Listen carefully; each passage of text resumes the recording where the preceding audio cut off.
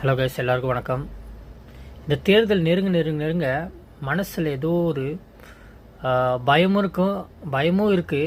அதே மாதிரி ஒரு சங்கடமும் இருக்குது. அதே மாதிரி வெற்றி பெறுவோன்ற ஒரு நம்பிக்கையும் இருக்குது.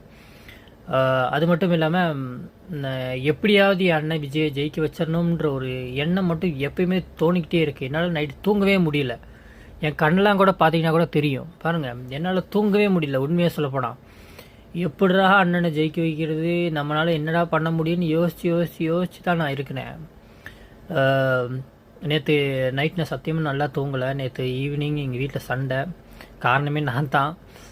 என்னென்னா எங்கள் வீட்டில் டிஎம்கே ஏடிஎம்கேன்னு சொல்லி ஓட்டை போட்டு 60 வருஷமாக போட்டுட்டு இருந்தாங்க. நான் சொன்னேன் இந்த மாதிரி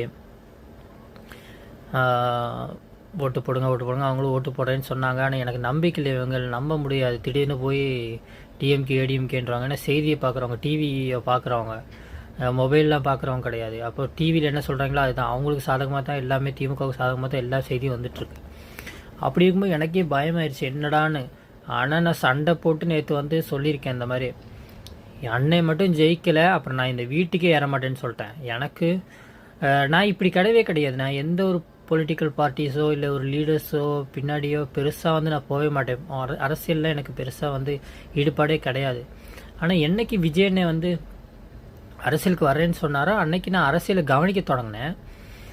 ஆனால் அந்த டைம்லலாம் எனக்கு பெரிய ஃபீலிங்ஸ்லாம் கிடையாது. ஆனால் இந்த அரசியல் நெருங்க அண்ணன் ஜெயிக்கணுன்ற ஒரு வெறி மட்டும்தான் இருக்குது. எப்படியாவது அண்ணன் ஜெயிக்கணும் அப்படின்ற ஒரு வெறியும் ஒரு பயமும் தான் இருக்குது. ஏன்னா இந்த அண்ணன் ஜெயிச்சிருவார், பட் இன்னும் நமக்கு கொஞ்சம் ஓட்டு கூட தேவையோ அப்படின்ற எனக்கு ஒரு பயம் இருக்குது. அதாவது திமுக பார்த்திங்கன்னா ஒரு ஓட்டு கணிப்பு, அதாவது தேர்தல் கணிப்பு பண்ணியிருக்காங்க. அதில் பார்த்திங்கன்னா 30% விஜய் செக்யூர் பண்ணிட்டார். அதில் எந்த மாற்றமே கிடையாது, 30%. ஆனால் நம்ம ஜெயிக்கணும்னா நமக்கு 40% வேணும். இந்த 10% எங்கே இருக்குன்னு நான் தேடி அலசுனதில் ஒரே ஒரு விஷயந்தான்.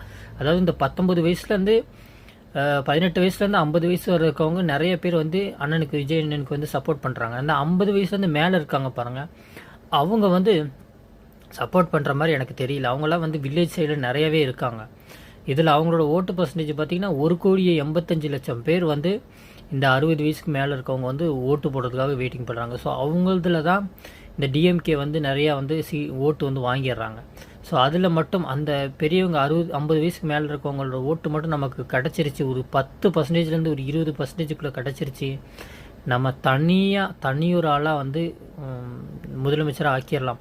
ஸோ அதற்காக நான் இனிமேல் உழைக்கலான்னு முடிவு பண்ணியிருக்கேன். எனக்கு ரொம்ப சங்கடமாக இருக்குது. எப்படியாவது என் அண்ணன் ஜெயிக்கணுன்ற ஒரே ஒரு வெறி தான் என் மனசில் இப்போ வர ஓடிட்டுருக்கு.